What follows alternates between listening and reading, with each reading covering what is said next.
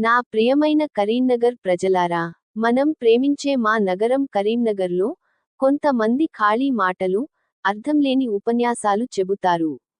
2 కవితలు చదవటం, ఒక శ్లోకం చెప్పడం, అదే పాత 10 లక్షల పాన్ జోక్ మరలించడం.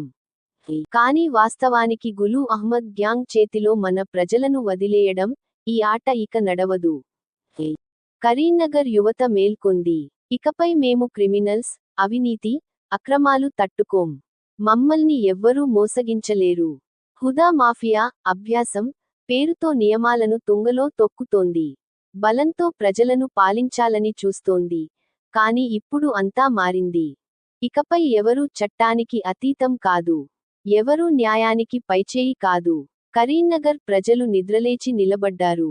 నా సోదరులారా, నా సోదరీమణులారా, మనం మన నగరాన్ని గ్యాంగ్ల నుండి, భూకబ్జా మాఫియా నుండి, మనల్ని బలహీనపరిచే వాళ్ల నుండి రక్షించుకుంటాం. వాళ్ళు తప్పుబడులు, అబద్ధాలు, మోసాలతో మమ్మల్ని మభ్యపెట్టలేరు. ఎంత మాట్లాడినా, ఎంత వివరణ ఇచ్చినా ప్రజల ముందు వాళ్ల అబద్ధాలు బయటపడతాయి.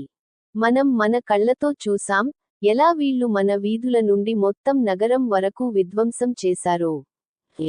హైదరాబాద్ మాఫియాకు ఎలా బలి అయిందో మనం చూసాం, కానీ కరీంనగర్ను అదే దారిలో పడనివ్వం. కరీంనగర్ ప్రజలు ఎదిరిస్తున్నారు.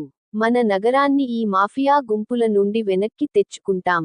ఎవరూ మమ్మల్ని ఆపలేరు. నాకో మాట వినండి. కరీంనగర్ ప్రజలారా, మీరు మా వీడియోలు చూసి, అర్థం చేసుకుని, ముందుకు పంపినందుకు హృదయపూర్వక ధన్యవాదాలు. ఇది మన నగరం భవిష్యత్తు కోసం జరిపే పోరాటం. ఇది సత్యం మరియు అబద్ధం మధ్య యుద్ధం. ఇది ధర్మం మరియు అధర్మం మధ్య యుద్ధం.